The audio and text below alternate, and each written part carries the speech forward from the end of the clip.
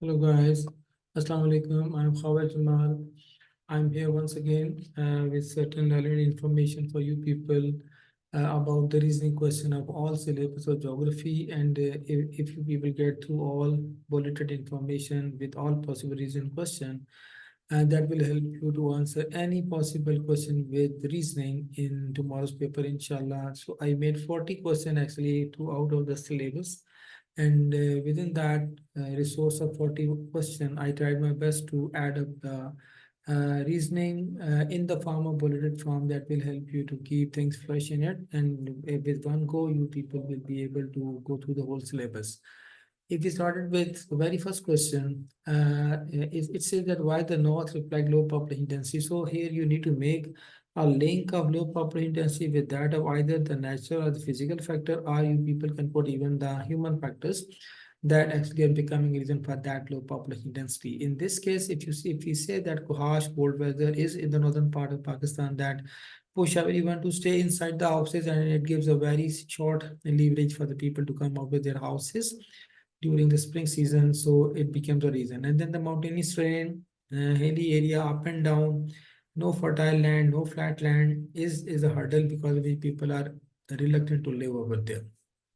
At the same time, the basic infrastructure that everyone requires to fulfill his educational need, his health need, and his social needs, and need school, colleges, hospital, which are very much scarce in the northern part of Pakistan. That's why people are reluctant to live over there. So here are, and same is the case with the less investment. And our government always spend in the area where government feels that more number of people living there to entertain maximum number of people through the government investment. And when government feels that less number of people living in northern area, so in a way the investment rate becomes very low over there. So in this way, this for the four reasons which are reflecting low population density. At the same time, if you look at questions two, it says why the north proves a source of attraction for the local and the foreign tourists. Now, it is asking you to give the natural factor and the human factors, for example, which are there available, and because of those factors, more and more tourists and local and foreign visit that area. First is the scenic beauty that is in the form of mountain, hill, valleys, etc. is attraction for the local and foreign tour both. And then there's also like PTDC, Pakistan Tourism Development Corporation. The resorts are there which provide full service in terms of residence, in terms of food, in terms of culture, expo, etc. In the north region is a source of attraction for them. And then the lush green forest is another attraction for the tourists. And the specific culture like the clothes and the food which is available in the northern part is becoming an attraction for the local tourists and the foreign tourists. So you people need to give 3.3 mark question, you need to give three, and here I mentioned the 4 points for it. If you move on to next is the why industry, which industry should be established in Port Plateau? Now, for that purpose, because examiner is asking you to link up the industries with that of the region, Port Plateau, and definitely any of the area becomes suitable for a certain industry if the certain raw material is available there. So we will have to look into the raw material which is available in Port Plateau, and based on the availability of raw material, we will go to mention the name of industry. We know that this Port Plateau has much amount of oil available coming from the Pendikhe, Masagaswal, from Balkasar, etc., are the oil fields which are available in this region. And those oil fields are providing crude oil, which can be easily refined. So oil refinery is the one possibility in this region. Then this region include much of the chemical and like limestone, gypsum, and other the many different type of clays, which makes the existence of chemical industry over there. And then the cement industry is another option which is feasible to be built in this region because this region has much amount of limestone and the gypsum, which are the two basic raw material required for this. And here I quoted the name of different cement factories. AC Cement, Facto Cement, and the Askri Cement are the factories which are present in this region, and you people need to know the name of those cement factories if you are going to address any of the D-part question in the geography. And if you move on to the question four, says why the upper Indus Plain is the best for irrigated plantation. So again, have to make a link of upper Indus Plain with that of the irrigated plantation, and we'll look into the needs of the irrigated plantation requires what, which are naturally available. For example, we say rivers are there, provide the irrigation water for those plantation. Flat land make it easy to grow the plant. and the suitable climatic weather are there, neither too hot nor too cold. The moderate weather is an attraction for the growth of plant. At the same time, the fertile soil in upper Indus Plain is another factor which makes it more feasible and best for the irrigated plantation. So you people can go to any of the four factors for answering that type of question. And why the desert reflect low population density? Now you have to make once again a link of the factor which natural or human factor which are available in desert and because of which the people are elected to live over there. It's like of the northern area. In northern area, the climatic condition are cold, and here the climatic conditions are hot. There we lack infrastructure. The same is the condition with the desert area. Lack of infrastructure is the reason, and then the shortage of water. That is, water is declared as the sign of life for any region. So that sign of life is not available in desert area, which makes people not to live there. And then the soil over there is infertile, that is mostly sandy soil, that is not good for growth of any of the crop. Though in desert area, wheat is grown on subsistence level that fulfill the need of the farmer within the desert. But again, it is a reason because of which people are not interested to live in the desert. Then we say how the question 6, how the reclamation of the desert prove helpful in our economy. For that purpose, this is another interesting topic of the examiner, reclamation. Likewise, sustainability is another favorite topic of the examiner. So here I mentioned what this reclamation mean. It mean to convert actually the wasteland into the usable land through good farming practices. Those good farming practices include using pesticide, using insecticide, using high yielding varieties of seed, using machines, using good quality seed are all called good farming practices that actually convert, and main is actually the irrigation. So we have done that reclamation process in the Thal Desert that exists between the Indus River and the Jhelum River in the Sagar Dwar. So we have reclaimed that land. It was a desert, but nowadays if you visit this region, Thal region, it is a lush green area where we are growing probably the wheat and the gram and some other pulses, etc. grown in that region.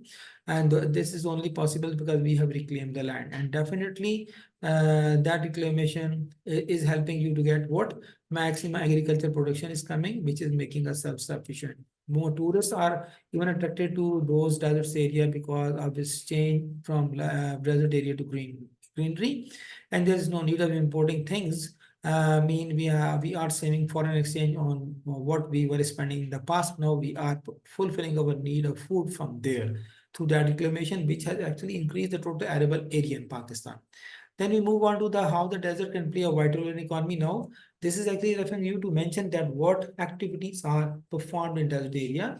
Like I mentioned, that desert safaris made the tourist attraction as good source, and then we are extracting crude oil from the desert, especially in the third desert in the Sindh. And we are having that date palm farming in this area. It's a big source of date palm for dates for us that we use during the month of Ramadan. And then the livestock rearing can easily be done, be a goat and sheep, because those small animal can easily be reared in that area because that desert area is a vast area with little amount of water and food, and we can do that goat and sheep rearing successfully that region. And then the mining of the metallic and the non-metallic mineral can even be done in the desert area. So those extraction of metallic and non-metallic mineral can help us to have good benefit in economy.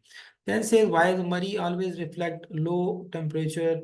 So again, we have to give the natural factor and the human factor for its justification. In terms of natural factor, it says the normal lapse rate, that is a phenomenon following which when we go high up to a height of 1000 meter, it results in degrees of 6.5 degrees Celsius. So that phenomenon makes Murray as a low temperature region because it lies at a specific height other than the surrounding area. Then precipitation in the Murray is in heavy rainfall or mostly in the snowfall. So those type of precipitation makes the temperature low. And then the dense forest present in Murray is another reason for the high rate of evapotranspiration, and thus evapotranspiration ultimately results in more and more condensation, which ultimately brings the rain and snowfall. And then the sources of rainfall in Murray are much more in number as compared to the rest of the cities. For example, Western Depression is the one which is bringing rain and snowfall in the winter in Murray. Monsoon brings rainfall in summer. Relief rainfall brings rainfall in summer. So more sources of rainfall also become a reason for the low temperature of Murray. So you can justify those factors for that low temperature of the Murray.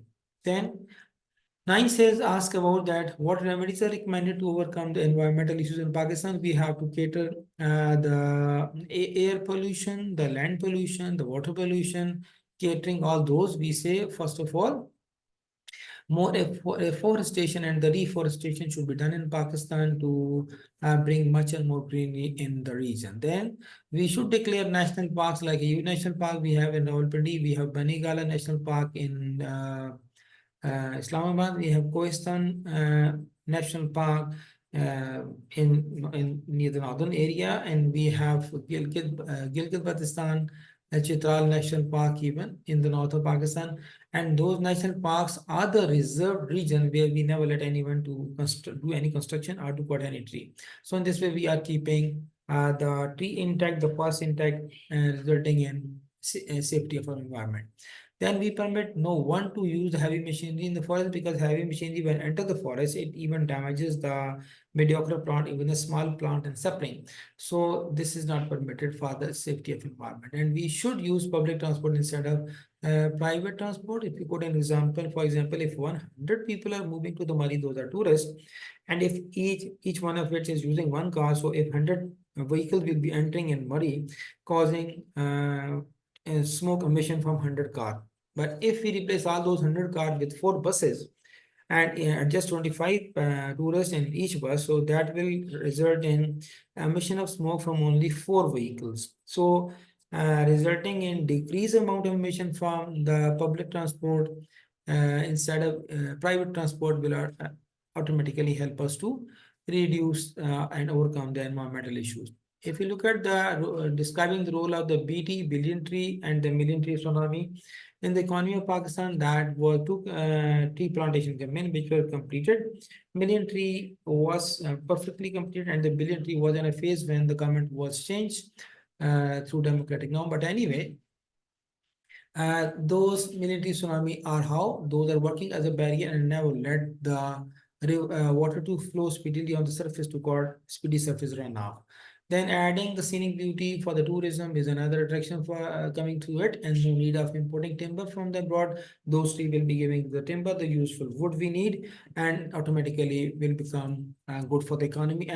And more and more trees will be releasing more and more oxygen, absorbing more and more carbon dioxide will result in reduced air pollution is another benefit that can come through to campaign. Then 11 asks how deforestation affect our economy indirectly. It's asking you to give an impact of it indirectly, not the directly. Look, this deforestation means the cutting of tree. When we cut those tree, it let the water to flow speedily on the surface that results in high surface runoff. That surface runoff when occurs in the northern area, it scratches soil particle from the soil and move those soil particles along with the water to the slopey side. And when this water reaches to flat area near the foothill of the mountain, that water stays in reservoir and the lakes, and when it stays, it cannot hold the suspended particle of soil. So those suspended particles of soil gathers at the bottom of nearly water reserve. It's a dam or barrage. So more and more accumulation gathering of that silt that is brought with the water, then it's gathered at the bottom and makes the water reservoir shallow, and it increases then the risk of flooding. So, and less water will be after shallow water in reservoir will make the water storage low. That low storage water will be then available for the irrigation purpose, and that less water decrease accumulation of water because of more siltation will result in less HEP over there. So we say indirectly deforestation reduces the production of HEP. At the same time, that deforestation indirectly decreases the supply of irrigation water, and it increases the chances of flooding, and crop production will reduce due to the less irrigation facilities. So this might result in the famine in upcoming future. Then question 12, how the fishing trawler that is a multi-story ship how it help us affect our economy positively. It will increase the fishing efficiency, catching fish, processing fish, and packing fish is done within it. And parallel to it, it provides job employment to the people. And then during the processing, whatever we take out from the belly of the fish, if it is done on the coastal area, it will be disposed of on the land, will cause the soil pollution, land pollution, and the water pollution too. But if we are doing this within the sea, while moving within the sea, and that all waste is when disposed of into the sea, that is taken up by the fish as a food again, and it doesn't got any pollution. So, and the more trade in terms of export will give more revenue to the country. So this is something good related to the fishing trawler. And then I say, why the siltation? I mentioned the definition of siltation, how the siltation is big issue for our country. That is like the question we did before it, that how this deforestation and then deforestation results in siltation. So this filtration ultimately results in less storage of water for irrigation. It stores less water for the HV generation, which ultimately results in power shortage and the power failure. And also that siltation, when get mixed with water, makes it muddy and it doesn't, and it becomes non-drinkable. Another issue, and less agricultural production, definitely less water, if it provided for the irrigation, will result in less agricultural production, is another harm of it. And then in question 14 says suggest the remedies to overcome the issue of siltation. So more national parks and the more afforestation campaign that we have suggested already. We should fix the silt trap on the mouth of the river and the canals, not let the silt move into it. And after the silt trapped into it should be taken out of it, will result that will result no siltation over there. And then regular desiltation campaign in the country should be initiated. Thus, yes, we are doing this in the province of Punjab and in the province of Sindh. Mostly we do every year, and this is in our local language called Bhal Safai. We do that. Bhal mean the canal. Neher and Safai is the cleanliness. So we do that Bhal Safai, cleanliness of the canal, to make them deep so that water didn't come out of those canal and being wasted. And then as 15 is about to maintain the raw material for the following industry. That is from the chapter of industry, cotton, textile industry requires cotton ball. Chemical fertilizer industry requires natural gas, gypsum, and the limestone, but the natural gas is the main ingredient that we require to make chemical fertilizer. And the brick industry requires clay, that is the main ingredient. Along with it, we also use water to make this mud, and then we, after shaping that brick, we put this in the sunshine. So we use sunshine as a raw material too. And then iron steel industry requires iron ore that we use as a main ingredient. And then question 16 is about to define the certain processes that we use in different industry. I'm making it bold just to make it more clear. It says, first of all, smelting. Smelting is actually a kind of melting iron ore with the help of fuel coke. Examiner can ask you about this coke even.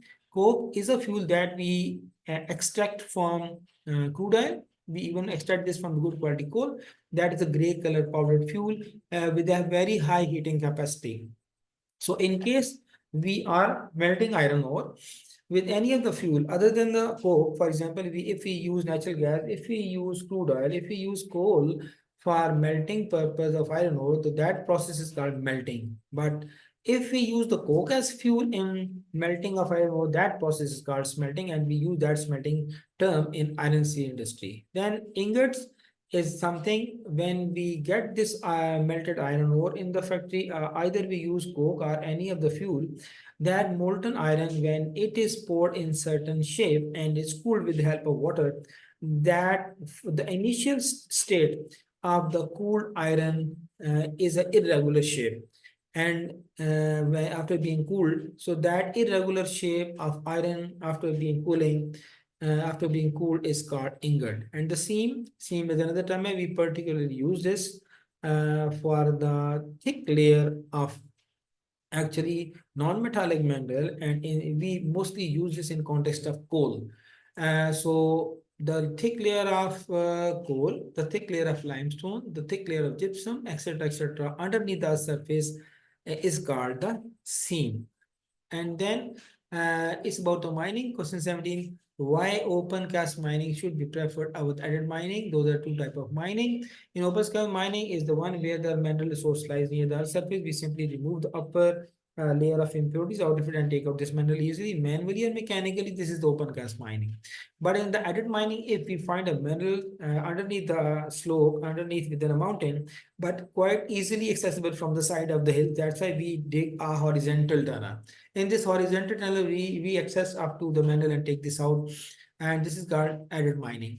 And if the mineral lies somewhere in between the center of the hill, that is neither accessible from the side nor from the top, then we dig a vertical tunnel. In this vertical tunnel, when we dig it vertically, this is called shaft mining. Here, examiner is asking you to make a comparison of open cast mining should be preferred, mean asking you to give the advantage of open cast mining. It is time saving, it is money saving, it is easy in performance, it has less risk factor, and it need no skilled labor. That are the advantages associated with open cast mining. Moving on to the population chapter is why the death rate is declining day by day in Pakistan. So we have to give the factors. Human factor are the natural factor. Probably most are the human factors which are making it excess. For example, the better health facilities, opening more and more school, more and more hospitals and dispensaries, and the research center and test laboratories are available in Pakistan, which is making it declining. Then more amount of pension issued by the government to the retired people who are elder and older, that more amount of pension make it feasible for them to survive in terms of taking medicine, to managing food, etc., has become another reason for the declining rate of it. And then the medicines are cheap, especially those are the life-saving drugs are very cheap in Pakistan, and the government is trying to give the rebate and concession on those drugs is becoming a reason for it. And then the better social service of caring the elders at home. We are trained by our families to take care of our dada, dado, our nana, nano.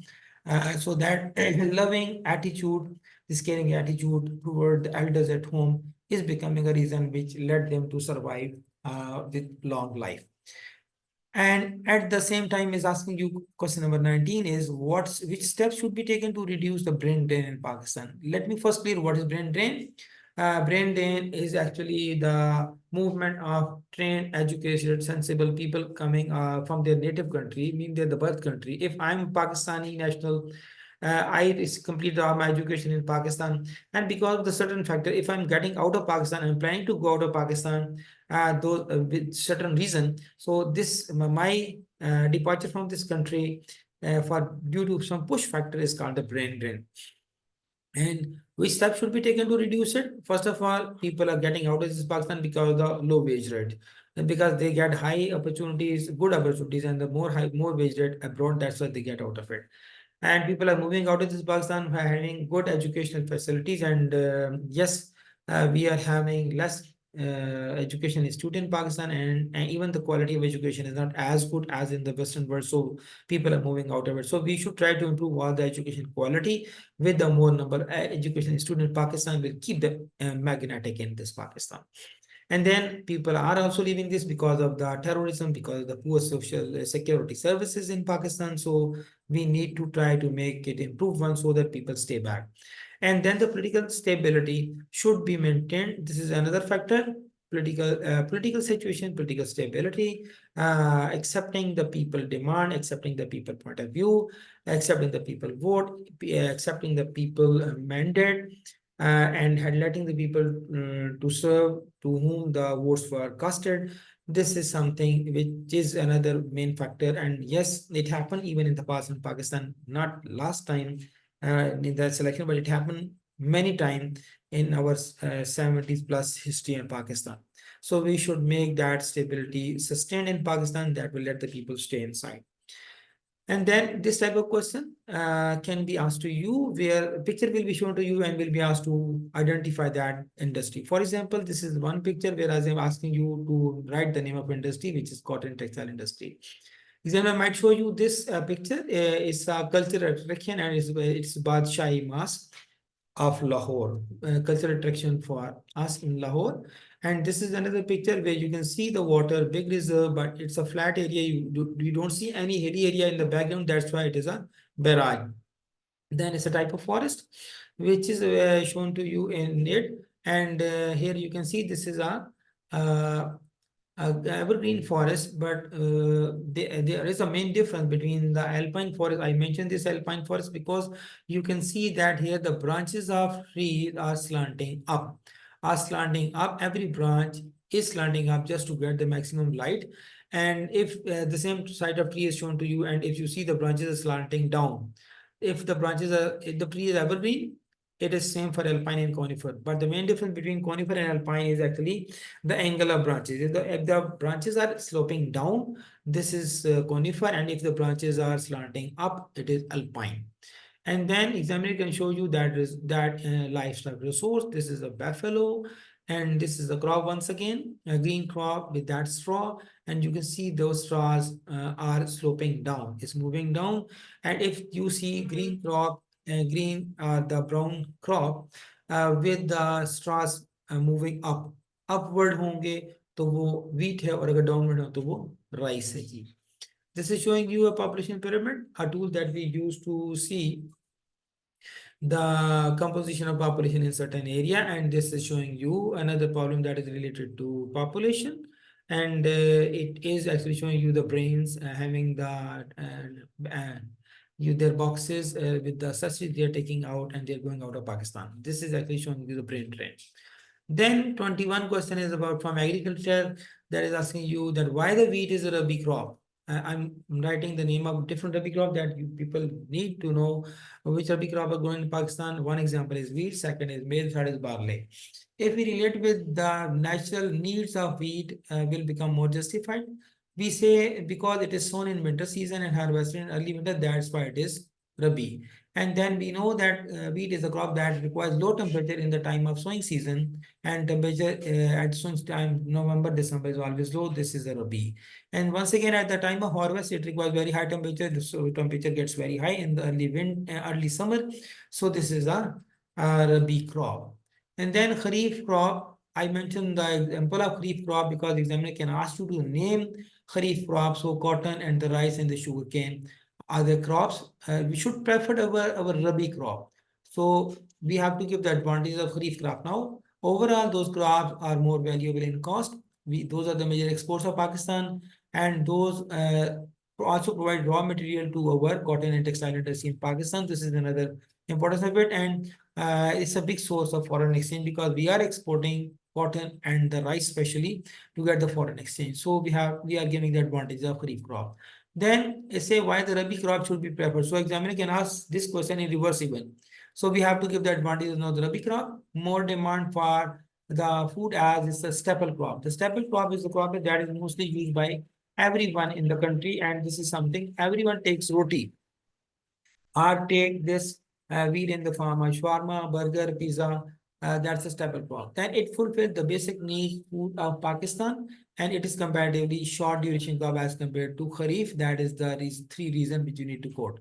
And then asking you to question 24 is write the steps to complete cultivation of cotton crop. So examiner can ask you the cultivation process of rice crop, can ask you about the cultivation process of sugar crop, sugarcane crop, and likewise the wheat crop. So here I mentioned I quoted one example. For 4 marks, first of all, you need to write the plowing and preparing of land, the step number 1. Then we sow the seed in the separate bed to let those seed to grow. And when those seed changes into the sapling having 8 to 9 inches height, those saplings are shifted from the bed to the main field at a distance of 37 centimeters apart from one another, and the first turn of water is provided. Then after it, weeding is done. Weeding means the unnecessary plants are removed out of the main field. And after removing the weed, then we add the natural or the chemical fertilizer, whatever is available as per the capacity of farmer. And then we provide the second turn of watering to the crop. And after becoming mature, we get it harvested. And after harvesting, or we say picking. Harvesting or the picking is the right thing. In the term of cotton, we use the term picking of the cotton ball. Mainly or mechanically the last stage of it. And if we move on to the next question number, is asking you about why limestone is important in our industrial growth. This question is demanding you to give a linkage of the limestone with industries. We say it is useful because we use it in cement factory. This we already have done before it. Even this white limestone is used for the whitewashing of the building. It is done in the far-flung area where people can't afford the expensive emulsion and the other type of paints. They soak this limestone in the water, and then after becoming cool, they stir it and apply this with the help of a manual brush to get building whitewashed. Then it is also used in chemical industry, are the uses of limestone. Then asking you to actually define the following term. This can be asked to you. A rig, that's a steel structure which is fixed on the gas or the oil well to extract the mineral. That mineral can be gas or the crude oil. Oil pipe is what? It is oil handling system at the port to transfer oil from the ship to the temporary storage at the port. That oil handling system is called oil pipe. So in other gas, SNGPL is one company that is given the task of distributing gas in northern part of Pakistan. At the same time, another company exists in Pakistan, which is SSCL, Sui Southern Gas Company Limited, which is given the responsibility of distributing gas in the south of Pakistan. Then natural increase rate is the terminology that we use in population, which is actually the difference of birth rate and the death rate in any of the area. And then its BOP is something that is the balance of payment. And what this balance of payment is actually the difference of value of export and the value of imports along with the services rendered and the services hired. We will add the value of services rendered in the value of export, and we add the cost of services hired in the value of import, because value of import is our expense and services hired is expense, and on the other side the value of export is our income and the services rendered is also income. So if we add up the total income and deduct the total expense out of it, gives you the balance of payment. Then it says use of rock salt. Yes, we use rock salt in chemical industry. We use this as a table salt, though it's a very minor, but it's even acceptable. Even we use this in the leather industry, and the leather industry technically are called the tanneries. Tanneries is the term that might be used by examiner for the leather industry. What we do in it, we simple spread the animal scale, then we sprinkle the sodium chloride, that is salt, over it, and then we add water onto it. That combination of water with that of salt soften the root of the hair of that skin, and then we rub it with the brick or something hard to make it a leather, and then we use that leather for different purposes. So tannery is another place where we use this salt. Then asking you what is the land reclamation? This land reclamation is the conversion of wasteland into usable farm due to the good farming practices. And on the other, the desertification is totally opposite to land reclamation. Is the conversion of usable land into a wasteland due to the poor farming practices. Poor farming practice can be overcultivation. It can be crops grown one crops grown again and again, etc. The poor farming practices. Then examiner can ask you, we know the big population is a harm, but sometimes it asks you to build blessing of the big population can be given you in the justification of the D part. So big population is a blessing because it provides you more troops to the country, more labor force to the industry. It becomes a source of revenue for the government, and it provides more working hand to grow the economy. And then it says 31 is question 1 is about why the south of Pakistan always reflect high temperature. South of Pakistan being very close to equator is hot. Then due to the temperature invariant layer, the layer of pollutant that exists in south of Pakistan never let the water to go up and condense, results in less rainfall is a reason. Then number of rainfall sources, number of sources of rainfall in south are only two. One, the weak monsoon is one source which is bringing less amount of rain in the south. This is one thing. And the cyclonic rain is another type of rain, source of rain that least reaches to the south of Pakistan. So two number of sources again became the high temperature of south. Then 31 is about the deforestation. In fact, different factors is mentioned with one single word, and then we are skipping upward. We say question number 32. List the power generation projects with the name. This Warsi Dam is built in Kabul. Your Tarbila Dam is built on Indus. Your Mangla Dam is built on Jhelum. And in the same way, examiner expect you to know the name of barrages in Punjab, which are Tosa Barrage, Islam Barrage, Rasul Barrage, Chashma Barrage. I mentioned only three. And here in the case of Sindh, we have three barrages which you people will be given for the labeling even. are the Gadu barrage and Kotri barrage and the Sakhar barrage. Then 34 is asking you to which steps should be taken to achieve sustainable forestry. This is another favorite topic of examiner. We can ask you to support sustainable forestry, sustainable fishing, sustainable mining, sustainable power resource, sustainable population growth. This is the most favorite topic of examiner. So for achieving sustainable forestry, we should increase the irrigated plantation. One, we should stop deforestation. We should ban it. Two, we should start more and more afforestation and reforestation campaigns in Pakistan. And we should try to find out the alternative of wood. Like we are using plastic and fiber and glass and aluminum are the replacement of wood, and definitely using those resources will help up to have less burden and stress on the world.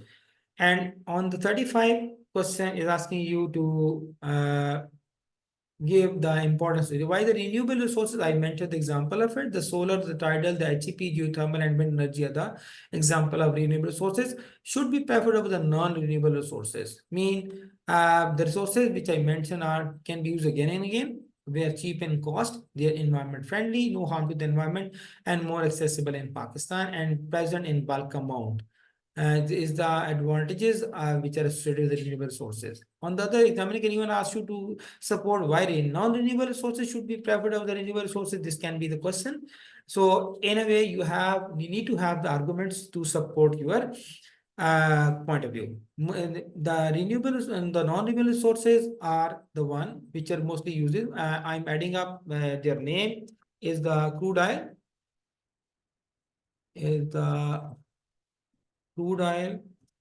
it is crude oil, then it is natural gas, or it is coal, or the example of non-renewable sources should be preferred. Here I say that those resources are more efficient in producing energy and they are easily usable. There's no need of any skilled labor to use it. And then we say that they produce more energy and leave less waste. This is another benefit, that less waste is left using non-renewable resources. That is the reason for their preference. And then how electricity is produced through the solar mean. In the same way, examiner can ask you to give the mechanism of producing electricity in HEP, hydroelectric power station, can ask you to give the mechanism of generating electricity to solar. Those are the two things which you need to prepare. And same is the case, examiner can ask you to give the mechanism of producing electricity to wind. So I'm here sharing one as an example, that sunlight on the panel, fallen light energy is absorbed by the photovoltaic cell, which are present within the solar panel, and the light energy is converted into electrical energy.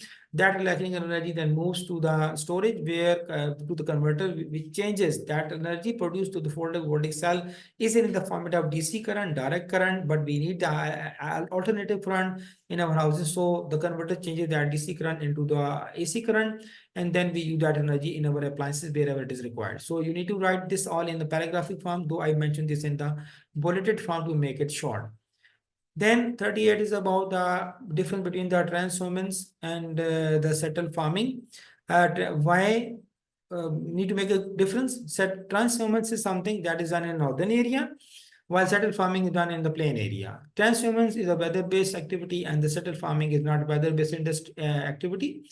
Transhumance occur between two places from the between two high pressure and the low pressure. But this settled farming is practiced in many forms. Many areas, transhumance is a seasonal movement, while the settled farming involve no movement in it. Actually, this settled farming is an activity which is practiced in every village of Pakistan, in every village, in every house, every family is having one goat, two goats, one cow, one buffalo in their house to fulfill their need of milk and butter. So that is called settled farming. So this is actually the difference between those two. And then in 39, asking you how the settled farming is useful for our local economy, how it is helping the people in the villages. So we say that the rare animal, cow, buffalo, goat at home provide you the milk and the meat. It provides you the sacrifice an animal in some cases. Even we use the wool of the sheep, goat, which we wear at home. We get the wool out of it, and the waste of those animals can be used as the natural manure or the natural fertilizer. And then moving to the last part, is about the labeling. Here I made one labeling exercise just to review the labeling objective in Pakistan. Here I mentioned starting it from A. It is here is the name of dua, which I mentioned over here is this Sindh Sagar Doab. Then B country is India. The C river is Indus. The D river is Hub. And this E is Korali. Then F is Hingol. Then G is Dasht River. The C at location H is Arabian Sea. The pass at here is the pass. There are two passes available in Balochistan. One is here and second is here. This is actually Chaman Pass and this is your Gonchero Pass. I'm showing I is your Chaman Pass. Then it's asking you the river J, that is river coming from Afghanistan. This is Kabul River. Then it's asking you K. K is a fishing village. Those K fishing villages can be easily memorized with J, G, P, O, S. J stand for Javani, G for Gawadar, P for Pasni, O for Ormara, and S for Sonimani. So we use JAGPOS, JGPOS, starting from the left, and this is K is now. As per that abbreviation, this is Ormara. And then the basin near the Quetta area, where it is used for the food orchards cultivation in Balochistan. And there are two basins. One is called Lorelei and second is the Yobe Basin. Then the area M, quite adjacent M area, it's here. This same area at the border of Afghanistan is FATA. Now the FATA has been merged into KPK, but still it's one of objective of the Cambridge, so we have to label it separately. And then is come N. N is a hill, exactly is a small corner of Pakistan. This is called Safed Ko. Then this area O.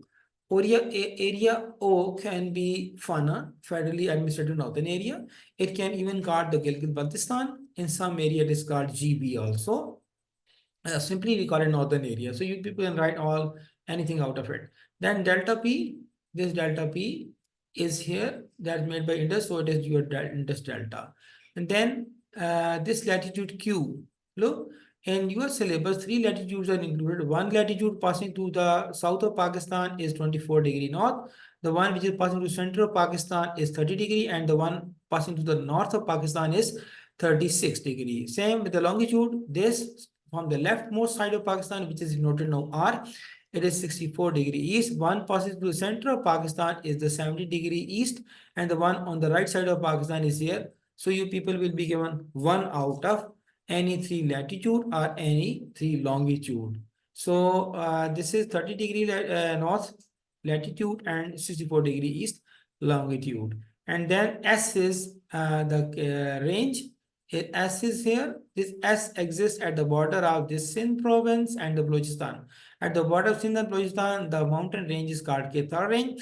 Here exists another range which is at the border of this Punjab and Balochistan here, which is Suleiman range, but is in this map, this is Ketar range available. Then asking you mark the city Chitral on the map. This is another skill. So you need to know where Chitral is exactly. If someone asks Chitral exists actually here at this spot is the you people can put in one dot or any other star and any symbol which is given in the instruction of the paper. So this is the location of Chitral. So this is how I tried my best beta to review every reasoning question from every chapter with possible answer over it. So I'm ending over here. Hope that speedy and thorough revision will help you to answer any of the reasoning question, inshallah, in the tomorrow's paper. If you still have any query, you can put up those queries. I even can answer those queries.